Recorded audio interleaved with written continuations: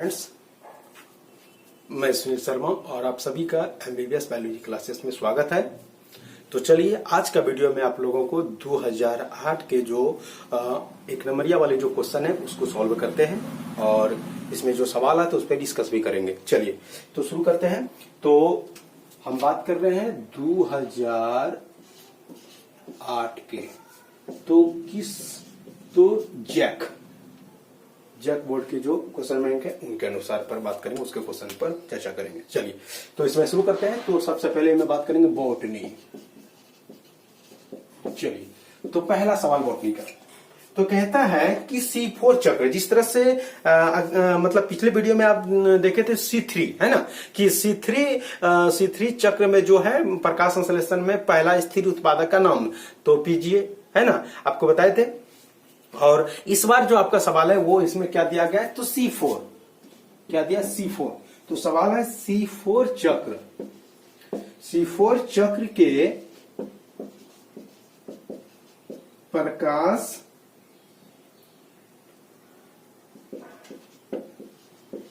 संश्लेषण में प्रथम स्थिर उत्पादन क्या है।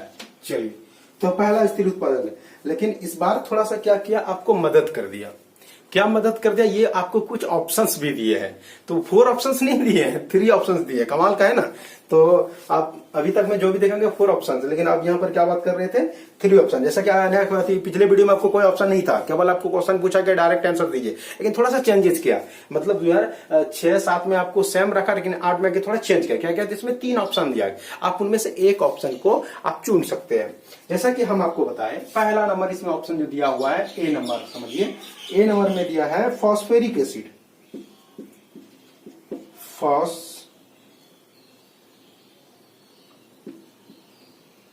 फॉस्फोरिक एसिड, ठीक है। बी नंबर ध्यान दीजिएगा, ए नंबर में फॉस्फोरिक एसिड, दूसरा नंबर में क्या दिया,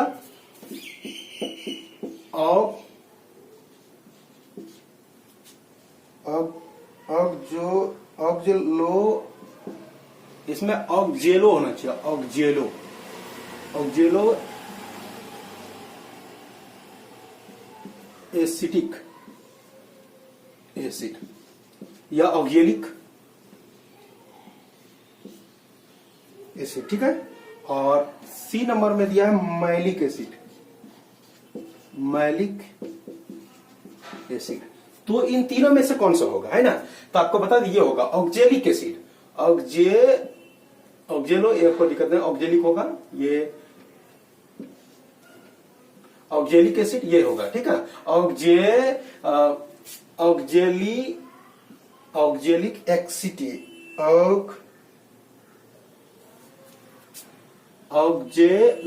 एसिटिक एसिड, ठीक है। ऑक्जेली एसिटिक एसिड ये है उनका, ये होगा इनका आंसर, ठीक है। चलिए अब आप लोगों को इनका जो दूसरा क्वेश्चन है उस पर बात करते हैं। चलिए तो अब इनका दूसरा जो क्वेश्चन होगा उस पर बात कर रहे हैं। दूसरा क्वेश्चन है, बिना निषेचन के फल का विकास क्या कहलाता है ना। बिना निषेचन के फल का विकास क्या कहलाता है। दूसरा नंबर कहते हैं कि बिना निषेचन के फल का विकास क्या कहलाता है, ठीक है। देखिए इसमें भी आपको ऑप्शन दिया गया है। एक नंबर में दिया आपको ऑप्शन पार्थेनोकार्पी, ठीक है, ए नंबर कर देते हैं। बी नंबर में दिया है पार्थेनोजेनेसिस, ठीक है। और सी नंबर में आपको दिया है एपोमेक्सिस। चलिए ये 3 जो आपको ऑप्शन दिया गया, पार्थेनोकार्पिक, पार्थेनोजेनेसिस, एपोमिक्सिस। तो इनका आंसर क्या हो जाएगा? पार्थेनोकार्पिक। आपको बता दे, और ये पार्थेनोजेनेसिस जो है ये मधुमक्खियों में होता है ना, बिना निषेचन के ही जंतु का नहीं, मतलब यहाँ पर कीट पतंगा जो है उसको पार्थेनोजेनेसिस कहते हैं, और बिना निषेचन के ही फल का जब विकास हो जाएगा तो उसे कहते हैं पार्थेनोकार्पिक। ठीक है, वही बोले आपको पूछा जाएगा कि अनिषेक फलन क्या है। ये है अनिषेक फलन, ये हुआ अनिषेक जनन। ध्यान दीजिएगा, ये जो पार्थेनोकार्पी है इसको कहते हैं अनिषेक फलन। ठीक है, और ये हो गया अनिषेक जनन, दोनों में अंतर है। तो ये जंतु में हो जाएगा, मतलब कीट पतंग में हो जाएगा, और ये हो जाएगा किसमें? फल में। तो आपको पूछा जाएगा कि बिना निषेचन के फल का विकास, तो क्या बोले? तो बिना निषेचन के ही फल का विकास हो जाना अनिषेक फलन कहलाती है या पार्थेनोकार्पी कहलाती है। इसका आंसर क्या हो जाएगा? ये पार्थेनोकार्पी। चलिए ठीक है, चलिए आपका दूसरा क्वेश्चन भी आपका सॉल्व हो चुका है। अब आपको ले चलते हैं तीसरा नंबर, बॉटनी के जो तीसरा नंबर क्वेश्चन है उस पर ले चलते हैं। बॉटनी के तीसरा नंबर क्वेश्चन में, तो बॉटनी के जो तीसरा नंबर क्वेश्चन है वो ये है, कहता है कि किस तत्व के पोषण, किस तत्व के पोषण के लिए, किस तत्व के पोषण के लिए माइकोराइजा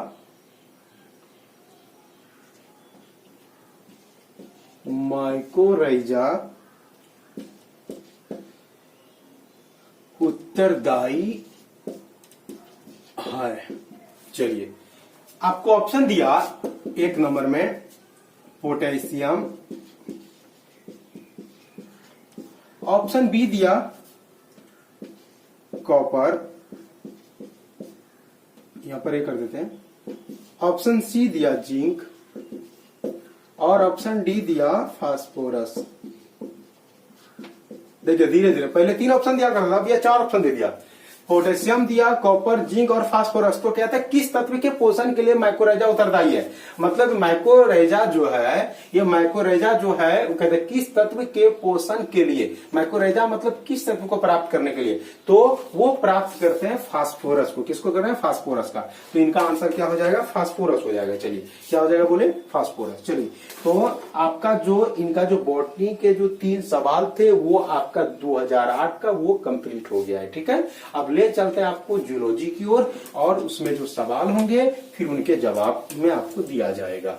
चलिए तो अब बात कर रहे हैं किनका? तो जूलॉजी का।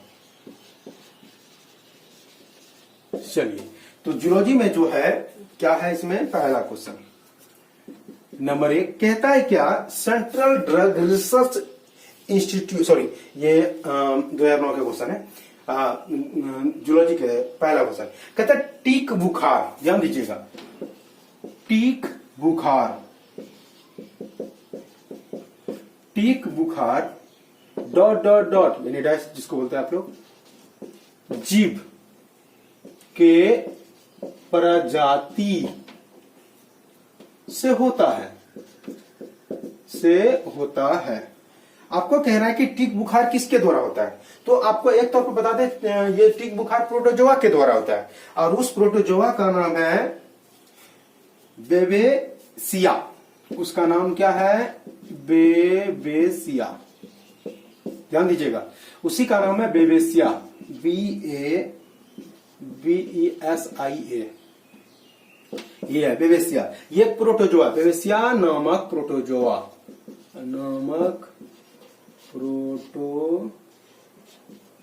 के द्वारा। ठीक है, ये टीक बुखार। चलिए अब अगला सवाल है कि आंत के द्वारा स्रावित पदार्थों को डैश कहा जाता है। आंत के द्वारा स्रावित पदार्थों को क्या कहा जाता है?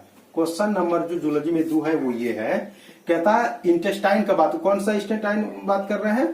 तो मतलब इसमें पूरा इंटेस्टाइन का, कोई या छोटी बड़ी का बात नहीं किया है, सीधे डायरेक्ट बोला है आंत के। तो सवाल है आपका आंत, जिसको इंटेस्टाइन कहते हैं। तो आंत के द्वारा स्रावित पदार्थों को डॉट डॉट डॉट कहा जाता है। तो क्योंकि ये आंतरिक है तो आप इनको एक शब्द बोल सकते, अंतःस्रावी। क्या बोलेंगे? अंतःस्रावी रस, इसको क्या बोलेंगे? अंतःस्रावी रस कहेंगे। इसको क्या बोलेंगे? अंतःस्रावी रस, है ना। चलिए, तो आंत के द्वारा स्रावित पदार्थों को डैश कहते हैं, क्या बोलेंगे? आंत के द्वारा स्रावित जो पदार्थ होंगे उस पदार्थों को अंतःस्रावी रस कहते हैं। चलिए अब आगे बढ़ते हैं। तो क्वेश्चन नंबर अब 3 पर बात कर रहे हैं। चलिए क्वेश्चन नंबर अब जो 3 पे बात कर रहे हैं, वो सवाल है कि डायबिटीज इंसिपिड्स नामक बीमारी, ध्यान दीजिएगा, आप एक तौर पर आप डायरेक्ट समझ सकते हैं डायबिटीज, जिसको आप एक तौर पे आप सीधी सी बात बोलते हैं शुगर, ठीक है। डायबिटीज नामक जो बीमारी है वो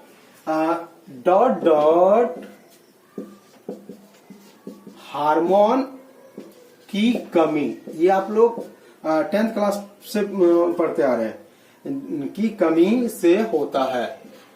आपको कह रहा है कि आप में जो ऐसे आपको बता दें कि बुढ़ापा आया, ये डायबिटीज होना है ना। मतलब जिनकी उम्र जो है 50 पहुंचने लगा, 50 से ओवर होने लगा, तो उसको डायबिटीज हो गया। जिसी को शुगर आप कहते हैं, ये मधुमेह जिसको बोलते हैं हिंदी में, वो होना वो तय है। क्योंकि हमारे भोजन में इतनी मिलावट हो चुकी है कि उस मिलावट के वजह से ये शुगर होना, प्रेशर होना, ये आम बात हो चुका है, ठीक है।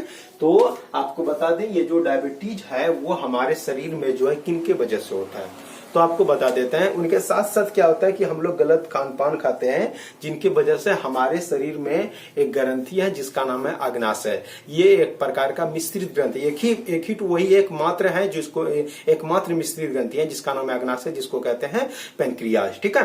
तो वो अग्नाशय जो है, वो अग्नाशय के डैमेज हो जाने से, यह अग्नाशय का मतलब अग्नाशय काम नहीं करने की वजह से उनके लैंगरहैंस के द्वीप, उसका लैंगरहैंस का द्वीप एक भाग है जहां पर बीटा सेल पाया जाता है, और वो बीटा सेल डैमेज हो जाता है, जिनके वजह से इंसुलिन नहीं निकलते हैं। मतलब वो बीटा सेल से ही इंसुलिन निकलती है, एक हार्मोन है। अब वो इंसुलिन हार्मोन हमारे अंदर जो है वो ग्लूकोज की मात्रा को कंट्रोल करता है ना। तो वही हम बोले आपको कि जो डायबिटीज नामक बीमारी है, वो ये डायबिटीज जो होता है वो डायबिटीज पे लेके आए तो शरीर में शुगर की मात्रा का बढ़ना, ये नहीं, ग्लूकोज की मात्रा का बढ़ जाना, किसमें? तो ब्लड में जो ये ग्लूकोज की मात्रा बढ़ जाएगा उसी को कहा जाता है डायबिटीज। और ये किनके वजह से बढ़ जाएगा? जब हमारे अग्नाशय खराब हो जाएगा। अग्नाशय खराब होने का मतलब उनसे इंसुलिन निकलना बंद हो जाएगा। तो वही बोला आपको कि डायबिटीज नामक बीमारी डाइस हार्मोन की कमी से होता है। किनके बोलेंगे? इंसुलिन नामक हार्मोन की कमी के कारण होता है। इंसुलिन हार्मोन कम तब होगा, मतलब वो बंद तब होगा जब हमारे जो अग्नाशय वो डैमेज हो जाएगा। तो इसका आंसर क्या हो जाएगा? तो इसका आंसर हो जाएगा इंसुलिन।